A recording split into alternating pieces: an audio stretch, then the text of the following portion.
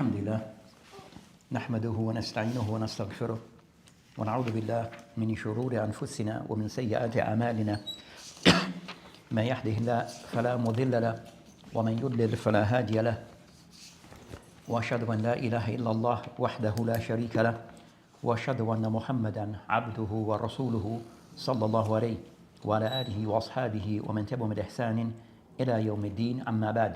So today inshallah ta'ala we will continue discussing the book Al-Mulaqis Al-Fiqhi by Sheikh Salih Fawzan Hafidhullah ta'ala, and we're discussing Kitab Al-Hudud. So in the last session that we had completed Kitab Bab Al-Qisas or Kitab Al-Qisas wal-Janayat, and today inshallah ta'ala we'll be starting a new chapter that is titled Bab Fi Ahkam Al-Hudud. So inshallah ta'ala, as the normal, that we'll read and comment on certain of the points that are made. Naam. Assalamu alaikum. Bismillahi wa salatu wa salam ala rasulillahi qala ma'allif hafidhahullah, chapter 1, page 587, Hudud, prescribed punishments. Hudud are the prescribed punishments legally decreed to be executed when certain sins are committed in order to forbid recommitting them. The origin of the legality of these prescribed punishments is the noble Quran, the Sunnah, and the consensus of Muslim scholars. Shaykh al-Islam Ibn Taymiyyah, may Allah have mercy on him, said, the prescribed punishments stem from the mercy to all creatures and doing whatever is good for them.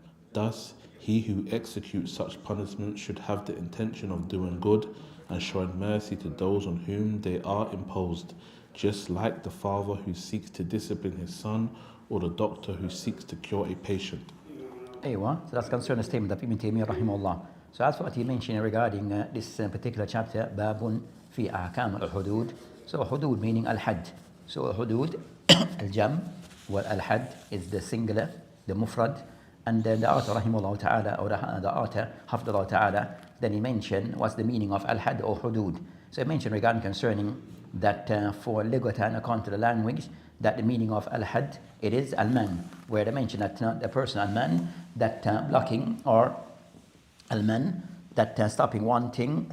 So he mentioned it's not a stopping of something as man. Then he mentioned that as for Hududullah ta'ala, then he mentioned Maharimu, that this is Allah subhanahu wa ta'ala's like boundary that Allah subhanahu wa ta'ala put in place that one should not cross regarding concern the person who enters or fall into those things, that they have done something which is haram and also deserving of a punishment. Then he mentioned that of those who have mentioned that the author, or what is mentioned regarding hudud, that in the previous chapters discussed concerning matter relating to al-qisas. So qisas is most related to people who have done wrong to others. So one doing wrong to another person, then what's the prescribed punishment or what punishment to be done in that case?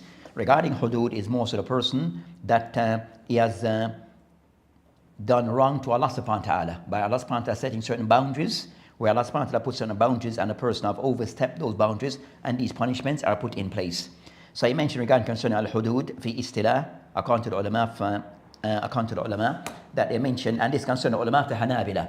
So definition is the definition given by the Hanabila, that uqubatun muqaddar shar'an fi masatin ta'mna min wuqu' fi mithliha. That he mentioned concerned that this is the definition of what is said to be al-hudud. What is said again in English? The definition, uqubatan, a punishment, prescribed punishment, shar'an. Aywa. The definition? Yeah. Hudud are the prescribed punishments legally decreed to be executed when certain sins are committed in order to forbid recommitting them. So that's concerning what is meant by this hudud. So it is uquba, a form of punishment, muqaddar, that is somewhat prescribed, shar'an, according to the sharia, fi masatin, so regarding the person who have done some type of ma'asi, that I mentioned, tamna min wuqu' fi mithli, where kind of somewhat it stop to stop the person from falling into something of other than something like this. That I mentioned also, other than mention, لتكفر الذنب صاحبها and also it serves as an expiation for the person sin. If the hudud is applied and the person receive the punishment, then also this punishment, it serve as a mukaffir. It can somewhat expiate the person's sin that he had done in this dunya, and he will not be held accountable for that sin in the akhirah. So it serves that purpose regarding if a person is punished in this dunya by the sharia, then also the person will not be that sin will not be held against the person in the akhirah. So he won't be receiving two punishments. So that's concerning of the benefit of the definition, as some add to the meaning of al-hudud. That I mentioned, that definition is given here by the Shaykh Hafidullah Ta'ala. That sounds somewhat they have some observation about this definition. Some who may oppose and may not agree with this definition. As I said, this definition is not per se very precise regarding hudud. That this definition, it will include things regarding what we just mentioned before, regarding qisas. So you have some discussion regarding the preciseness of this definition, as the ulama of usul, at times they will put as a criteria regarding definition that is jami' wal mani'. So definition, the general have a rule regarding should be a jami', include everything that is being discussed, wa mani', and it does not include anything that is not connected. But so overall you have those who kind of somewhat, they have some observations regarding this definition. So you find that Sheikh Saad Khathlan in his Shar of Dalil, that he mentioned regarding concerning that uquba is definition, uquba muqaddar shuriyat lisiyanat al-ansab wa i'rad wal-a'rad wal-uqul wal-amwal wa ta'min النسب subul, ta'min as-subul. So he mentioned regarding concern that his definition that he mentioned that is an uquba prescribed according to the Sharia so as to siyanat al-ansab, so as to preserve and to protect ansab, lineage, a'rad, the person's dignity, wal-uqul, and also the person's mind, wal-amwal, the person's wealth, wa ta'mim as-subul, and also to protect the pathway. So these are the definitions. So this is what he believed to be a more suitable definition of hudud. So, and you have like Sheikh Abdullah Fawzan, also in his explanation, that of one of his books, he also gave another definition that is even more simpler. عقوبة بدنية مقدر شرعا لحق الله تعالى. عقوبة, a punishment, بدنية, upon the person's body, a bodily punishment prescribed according to the Sharia for the sake of Allah subhanahu wa ta'ala, or in preserving Allah subhanahu wa ta'ala's rights, in protecting Allah's rights. So those are the different definitions, and all of those who mentioned are within the Hanabila of some of the Mashaykh, but some who may not agree with the definition given here. So the definition given here is not the one given by most of the books of the Hanabila. So they kind of somewhat mentioned that there is some observation regarding that definition. But overall, then he mentioned that the evidence, al-asl. So asl here, في مشروعيتها كتاب والسنة وإجماع. Asl here meaning what? Dalil. Asl mean dalil. So the evidence and its permissibility is the book, the Sunnah, and al-Ijma. Then he mentions some statement of Ibn Taymiyyah rahimahullah ta'ala. Aywa. The wisdom behind ordaining the prescribed punishments is that they are means of deterrence, restraint, and purification from sins. They are ordained to fulfill the rights of Allah, exalted be He, in the first place, and then for the benefit of the Muslim community. Allah, exalted be He, has made these punishments incumbent upon those who commit crimes stemming from weakness in human nature. Thus, such prescribed punishments are in the best interest of humankind in this world as well as in the hereafter. To illustrate, the affairs of any state do not settle except through having restraints, deterrents, and punishments to be imposed on criminals. Through applying these punishments, the disobedient people and outlaws are deterred, and the obedient and the law-abiding feel free and safe. Justice is established on earth, and people feel secure with regard to their souls, honours and properties. This can be seen in societies that apply the punishments prescribed by Allah, where security, stability and welfare are achieved in a way that none can deny. In contrast to this, there are societies that dispense with the punishments prescribed by Allah on the pretext that such punishments are savage and incompatible with modern civilization. Thus, these communities are deprived of this divine justice achieved through these prescribed punishments and the virtues of security and stability they maintain. Whatever arms and high technology such stray communities have, it avails them nothing until they apply the punishments prescribed by Allah for the benefit of His servants. This is because human societies cannot be ruled only by power and technology, but they are to be ruled by the law of Allah and His prescribed punishments. Power and technology can only serve as a means to execute these legal punishments, provided they are properly used. How could those deviating people describe the punishments prescribed by Allah as being savage, while in reality they represent divine mercy to all humankind? How can they regard those divine decrees as savage while not regarding the wrongdoing done by criminals as savage, though they, the criminals, horrify safe people, harm the innocent, and disturb social peace and stability? In fact, this is the real savagery. The one who shows mercy towards such criminals is more unjust and more savage than the criminals themselves. So regrettably, when minds are spoiled and morally vanished, people see what is right, wrong, and vice versa. In this regard, a poet says, "For a sore eye, sunlight might look obscure, and for a sore tongue, water might taste impure. It is impossible to execute a prescribed punishment on a culprit unless the following two conditions are met." So that's what the author rahimahullah ta'ala discussed concerning the hikmah regarding concerning at-tashri'. So he mentioned regarding several points.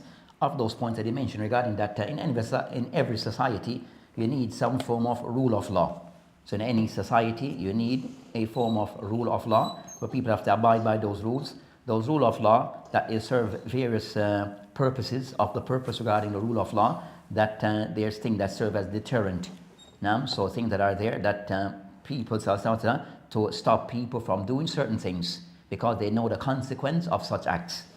So at times it serves as such, and also to put and also it serves that if people some people that may cross those boundaries, then what are the consequences and what are the consequences of this, and what action to be taken. So those are the things that goes to know the hudud. If you cross the boundaries, then these will be the consequence and these will be the punishment that you will receive for the crime that you have committed. So these rule of law that they may vary as to what society may use. As for Islam, the rule of law can only be Islam.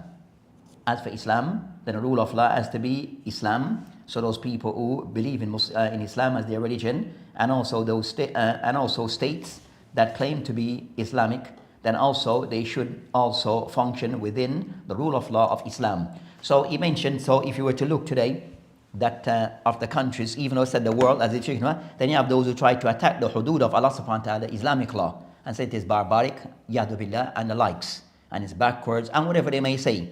But if we were to compare with the Muslim countries, the countries that claim Islam, to the more the countries that you were to compare them, those Muslim countries, with that apply some degree of Islamic law in their various degrees, and those countries that are, they said that those Western countries that does not apply Islamic law totally and against it, that which you find more safety in those countries, amongst the people, or in the society. So with Europe and America claim what they're claiming in the West, that if you compare them to most of the Muslim countries with what they call as your law, as they see it, still the Muslim in those countries still have more safety and tranquility and peace in those countries compared to these societies. With the so-called, they know how to, they think a better system. But you find that chaos is more in their society compared to the Muslim country, peace in moving and all people function and the case of robbery and deaths and killing and murder would still be less compared to these non-Muslim countries. So overall, the Shaykh has somewhat wish to challenge those ideas that people may have or perceptions that people may have about Islamic law. And unfortunately, even some of the Muslims may have some of these ideas. Aywa? The first condition is that the culprit must be a legally accountable person, i.e. sane and an adult. For the Prophet ﷺ said, there are three persons whose actions are not recorded: a minor until he reaches puberty, a lunatic until he regains his reason, and a sleeper until he awakes, related by the compilers of Sunan and others. Since none of the acts of worship is obligatory upon such persons, they are more entitled to be exempt from legal punishments, for they are already legally unaccountable persons, in addition to the fact that legal penalties are inapplicable in case of suspicion. The second condition is that a culprit must be aware of the prohibitions of the act he has committed, otherwise the prescribed punishments is inapplicable. This is because Umar ibn Khattab, Uthman bin Affan, Ali ibn Abu Talib, may Allah be pleased with them all, maintained no prescribed punishment is to be executed except on him who is aware of it, i.e. aware that his deed entails such a punishment. The opinion of theirs was not rejected by any of the companions, and Al-Muwaffaq ibn Khuddam said, this is the opinion of the majority of scholars. When these conditions are met by the culprit who commits a crime that incurs a prescribed punishment, then it is to be carried out by the judge or his deputy. The Prophet ﷺ used to execute the prescribed punishments, and so did the rightly guided caliphs. In addition, it happened that the Prophet ﷺ appointed a person to execute a prescribed punishment on his behalf, as he ﷺ once said to Unais in a certain incident, O Unais, go to the wife of this man, and if she confesses that she has committed adultery, then stone her to death. Anyway, then they mentioned regarding concerns, the next of those things the author, Allah Ta'ala, discusses is matter pertaining to the shurut of establishing or a shurut regarding al-hudud. So at what point can these, the hudud, the prescribed punishment, be applied to a person? Then they mentioned in those cases that one, he mentioned two conditions. So he mentioned two conditions, others may mention others. So in this case he mentioned two, where you might find some of the books of the Hanabila and others that they may explain or mention other conditions that are not mentioned here. So of those ones that he mentioned here, that he stated regarding baligh akhil, which is a taklif. So for a punishment, for a person, the punishment to be applied to a person, they must be above the age of puberty, and second, they must be of sound mind. So the person is said to be a youngster below the age of puberty, and also they are not of sound mind, then the Islamic law, the punishment cannot be carried out on them, because they things are lifted from them, certain things that are lifted from them, and of those the prescribed punishment, al-hudud. So they mentioned the hadith of the Prophet ﷺ, that hadith in the Al-Bukhari and Muslim, that the Prophet mentioned rufi al-qalam and thalath, that the pen is lifted from three, and he mentioned saghir, and also majnoon, and also he mentioned a na'im. So of those people that because of their state of mind, we're not fully conscious, or their mind is that of that level of maturity where the pen is lifted from them. So I mentioned that hadith. Then I mentioned also other cases. So that's the first condition. Then he mentioned the next of those matters regarding Adam alim bitahrim, that a person also have to have knowledge of that thing being haram. Then you have a little discussion, that's the view taken by, he mentioned here, Amatul Fuqaha or Amatul Ahli al-Ilm, that's the case. Where they mentioned that the person, that applies to the person who, they mentioned that a Muslim who lives in an area there is no Muslim, or a person is very new to Islam. But as for the person who lives within a Muslim community or a Muslim country, a Muslim city, then that doesn't apply to him. Then that's the difference. So the case where the person that, a lack of knowledge due to that they're living away, a person is new to Islam, very recent to Islam, or a person, Muslim, but they live in the away from the wider community. They live away from the cities, and people live in the desert or in the faraway areas. Then those people they mention are exempt, or those very remote areas. Aywa. Then they mentioned some hadith of the Prophet ﷺ regarding concerning this matter, that he mentioned translation that the imam, he mentioned imam wa na'ibu, that the imam is the head of state. They mention qadi, but they mention imam. So it's supposed to be that for the law to be applied, of the condition they mentioned that it can be only be done, applied from the by way of there's an imam, head of state, and or is na'ib. And those people, character will be the people who are the judge will look over the case. But it requires an imam, head of state, to be present for these laws to be, so those laws go back to the state. It goes back to the state. Aywa. Moreover, he sallallahu alayhi wasallam ordered that Ma'iz was to be stoned to death, and he sallallahu alayhi wasallam did not witness him being stoned. The Prophet sallallahu. And I mentioned this is a matter regarding the ulama, the fuqaha, they discuss in a case of the had being applied, does the imam needs to be present? Does the head of state need to be present? So you have that discussion between some who mention that he should be present. So you have, as we may discuss, how many people need to be present to oversee or to witness the law or that being applied, or the punishment being applied. And those who mention amongst those people, is it wajib, compulsory upon the head of state or his deputy to be present?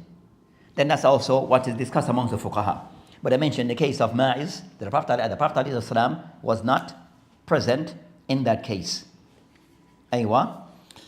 The Prophet ﷺ also said concerning a thief, take him and cut his hand off, as the prescribed punishment needs ijtihad, and because there is a risk of transgression during its execution, it must be undertaken by the judge or his deputy so as to guarantee complete justice during execution.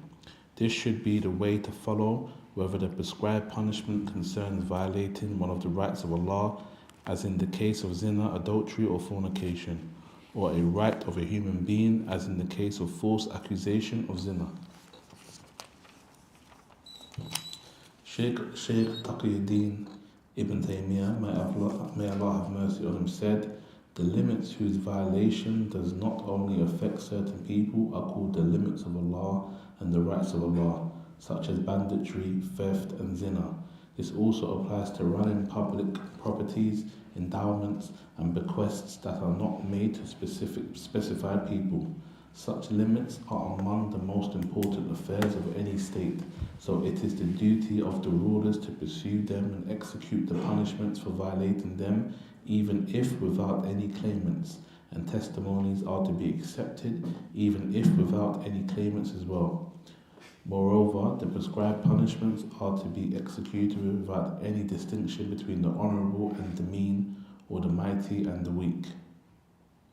So the mighty and the mean also include, so I mentioned that what a person from is said to be a noble, upright person, or other than this, or even those of might and weak of power, even head of states. So even those ones who are in charge, in authority, if they were to violate certain rules, then also the law applies to them. The law applies to them, and also the punishment also applies to them. Aywa. So Omar, what is meant by for violating them, even if without any claimants, and testimonies are to be accepted, even if without any claimants as well? Where is it? So for instance, it says... read it up. That's the statement of Ibn Taymiyyah, part of his statement? Yeah, so it says, such limits are among the most important affairs of any state.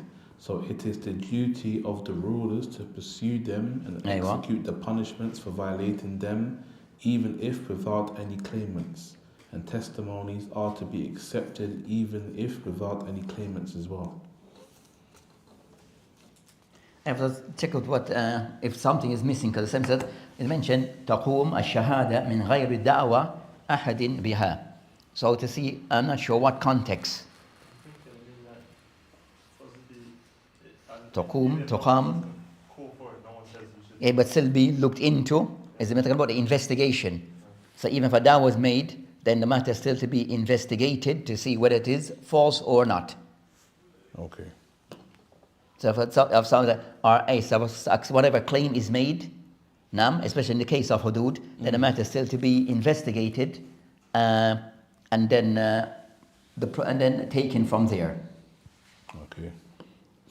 It is impermissible to execute prescribed punishments in the mosque. Rather, they are to be executed outside it. For Hakim Ibn Hazm, As I mentioned, يجب على ولاة الباس عنها وإقامتها من غير دعوى أحد بها. That if certain things are committed, that crimes that are committed, it doesn't require that people have to. Now, that doesn't mean that people have to report it. So if you see some crime that is taking place, rather than wait for someone to report it, flag it up, then the state can intervene and investigate and apply the law accordingly. So even though no one may have reported it, but it is known that that thing did occur. Yeah. Allahu A'lam. For Hakim Ibn Hazm, may Allah be pleased with him, narrated, the Messenger of Allah sallallahu alaihi wasallam forbade executing qisas, legal retribution, reciting poetry, or executing prescribed punishments, hudud, in the mosque. The poetry meant in this hadith is the immoral one.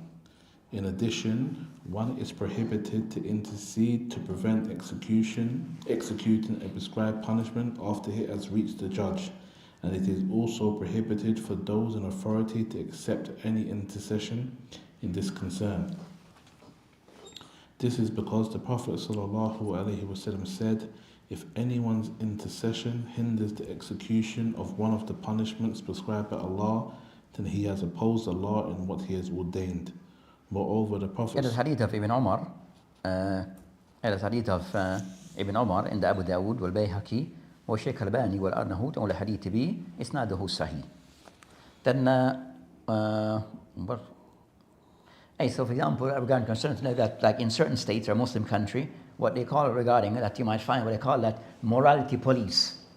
Now, we might find that you have al-hisba, where that al-isba, that at times there will be people to ensure that certain things that do not become widespread or occur in the society. So even though there is no report of certain things, but they will kind of somewhat still keep an eye out of certain things that are occurring. So you might find some Muslim country that they have that type of that system. They call them concern, like in some country, Amal bil Ma'ruf or Hayya, Amal bil Ma'ruf and Nahy anil Munkar. But a place I've been, and you have like, they'll investigate or check out certain areas to see if people are involved, like in Khamar. You understand? So you might have a that report when you understand, but you still look out, like hotels, then. You understand? Hotels, weekends, certain type of gathering, and see is people involved in doing certain type of thing. We said, certain type of device. So you find those, you understand, some countries might have those system in place. So even though there's no report, but you have people just checking, investing to see that, what's happening. And if anyone may have done thing, but it's not reported. Aywa. This is because the Prophet ﷺ said, if anyone's intercession hinders the execution of one of the punishments prescribed by Allah, then he has opposed Allah in what he has ordained. Moreover, the Prophet ﷺ said to one who wanted to pardon a thief, why did you not do that before bringing him to me? Shaykh al-Islam Ibn Taymiyyah, may Allah have mercy on him, said, it is prohibited to suspend executing a prescribed punishment, whether by an intercession, a gift, or anything of the kind. And it is already prohibited to intercede in a crime that entails a prescribed punishment.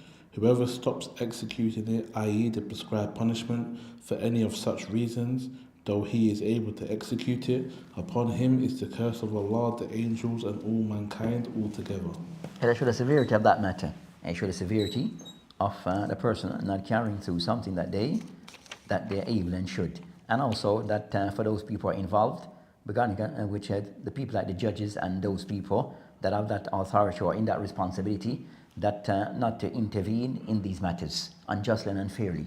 So like judges or people who are from the Ministry of Judicial Matters or those who are in charge of those things not to to intervene in those things in an unjust way. People being bribed to stop off certain things or being paid off, and also the same thing with judges, that they're not paid off or accept even gifts. So of the things that they mentioned, we'll discuss maybe in the bab of qada, regard that of the judges, of the criteria for the judge and the adab of the judge, that he should not accept any form of gifts. Naam, as sometimes it is done as a form of to affect his judgment. Aywa. Ibn Taymiyyah added, it is impermissible to get money from a thief, an adulterer, a drunk, a bandit, or the like, to stop executing a prescribed punishment, whether his money is paid to the treasury or to any other person. Such money is deemed ill-gotten and evil, so if the one in authority accepts it, then he is considered to be committing two evil deeds. The first is preventing the execution of a prescribed punishment, and the second is taking ill-gotten money. Thus, such a person who accepts such a bribe abandons what is obligatory and does what is prohibited. It is unanimously agreed that the property taken as a bribe from an adulterer, a thief, a drunk, a bandit, and the likes to stop executing a prescribed punishment is evil and ill-gotten money, and it is among the most evil things that spoil Muslims' affairs. It also causes how do you say that word? I'm a bit tongue-tied. What's the word? Violability of the one in authority, his disrespect in the hearts of people, and the diminishment of his power. This is because nothing can stop crimes and safeguard the society against the evils. So you find out what is mentioned here, that as I mentioned, that of the evil that come regarding of bribing of people of in certain type of position, that the impact it can have. And I mentioned regarding matters relating to the judge or those people who are involved in the judicial system regarding of the hudud and the implementing of the hudud, but also in the broad sense, as he mentioned. So you find that when bribes come in on all level, those people who, you understand, it corrupts the society and lose concerning trust between the people and those in authority. And so you find that most of the societies that you might go, you find that the man on the street who's doing a little thing, you understand? You ask him, why are you doing this? He says, what, the man on top is doing it. You understand? So, yeah. You understand? So, it kind of somewhat, you can say, it has lose that type of respect for those in authority. And because they see the ones who are above, they're doing it, so why can't I do the same? And just create, confusion and chaos in the society. Allah musta'an. This is because nothing can stop crimes and safeguard the society against their evils but the establishment of the prescribed punishments against perpetrators. However, replacing the legal punishments with mere fines, imprisonment, or such like innovative positive punishments leads only to corruption, injustice, and spread of evil. Our faqihs, scholars of Islamic jurisprudence, state that the crimes for which executing a prescribed punishment is obligatory are 5. Zina, adultery or fornication, theft, banditry, drinking intoxicants, and false accusation of zina. As for crimes other than these 5, they just entail discretionary punishments, as will be explained later if Allah wills. There's that concern ta'zir, which will be discussed. So you have hudud wa ta'zir.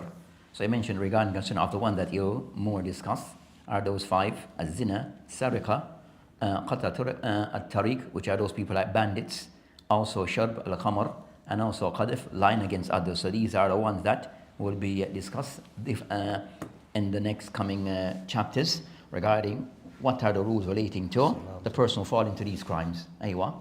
They also maintain that the severest lashing is that executed as a punishment for fornication, then that for false accusation of zina, whereas the lashing for drinking intoxicants is less severe, and the least is that executed as a discretionary punishment. This is because Allah exalted be He stresses that the punishment for zina in particular must be severe, as Allah says, and do not be taken by pity for them in the religion, i.e. law of Allah. Surah An-Nur, Ayat 2. Whatever sin less than fornication is grievousness is to be less with regard to the number of lashes, for no other sin entailing a punishment by lashing is to be graver than fornication. Furthermore, the faqirs maintain that if the offender dies during the execution of a prescribed punishment, the executor will be liable for nothing, for he has been carrying out the punishment prescribed by Allah in the way ordained by Allah, exalted be He, and enjoined by His Messenger sallallahu alaihi wasallam.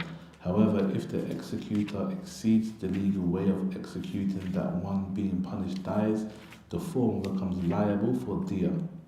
In this case, the death of the one being punished has been the result of transgression of the executor, so the case becomes similar to murder rather than a prescribed punishment. Thus, the executor becomes liable to pay the diya.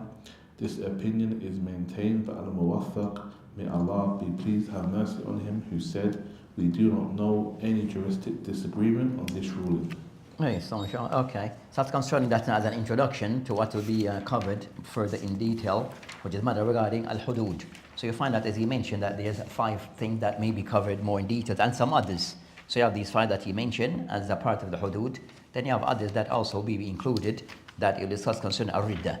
So regarding concerning the person, so you have, as we mentioned, as in a definition regarding concerning al-hudud, that is violating regarding the rights of Allah subhanahu wa ta'ala, regarding matters relating to amwal and nas, regarding concerning uqul, regarding concerning lineage, regarding the person's dignity, and also we said wealth, and also that the roads that they are peaceful.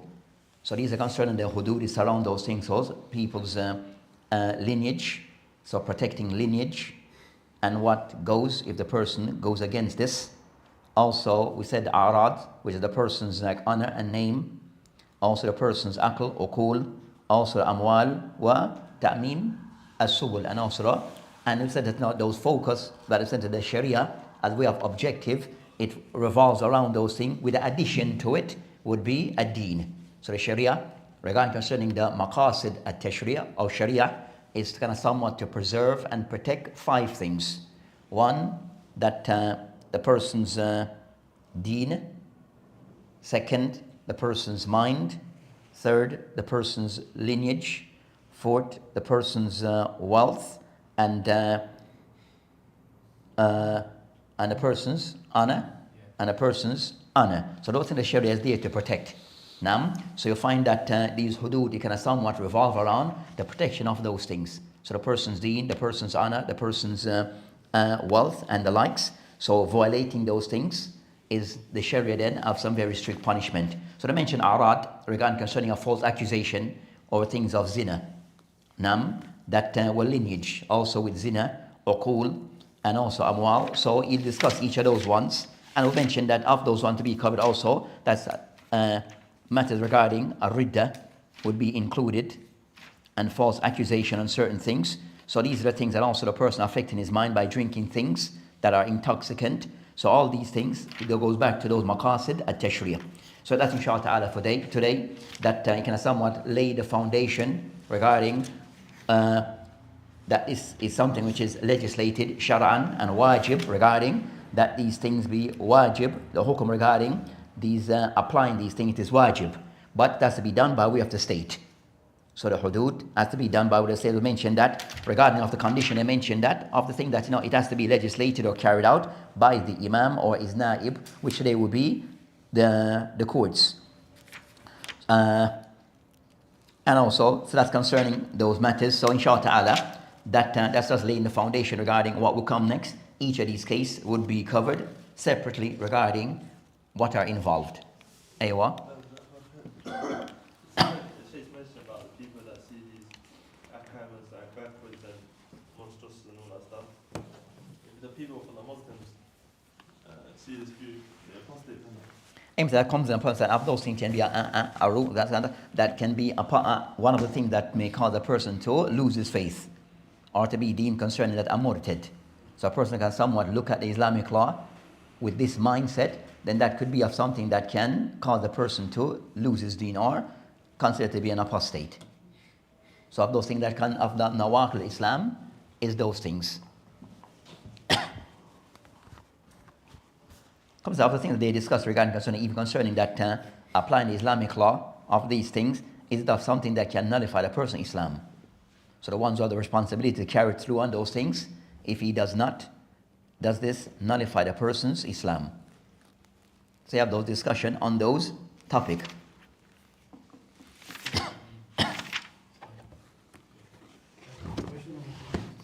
So if someone commits a crime, say, let's say in another Muslim country, and it gets to another, because it gets to another Muslim country, and it's like, okay, I committed this crime, I want a punishment here. In another country. Now, is the judge allowed to grant him discretion? The judge can say, okay, no, you're not within our Boundaries boundaries. or So, territory. yeah. And said, what you find today, that's the system we have today. That regarding concerns that countries have their territory and they only deal with cases that occur within their boundaries. Or they have some type of, or you have certain special cases where they can, but they have their own special rule for those cases. So that's the, before that Islam was, you have less of multiple countries. So you find a person might move from one city to the next city, but still within the boundaries, even to the next country or next territory, but still within, you understand? Like the Ottomans, they ruled many places. You understand? Their empire was large. Now today everything is much more smaller, and you find that each country kind of somewhat does things within their borders. Unless they have certain special rule regarding extraditing a person or taking on certain cases, you have those special rules. So that inshallah ta'ala will end and continue next week. Wabillahi ta'ala tawfiq.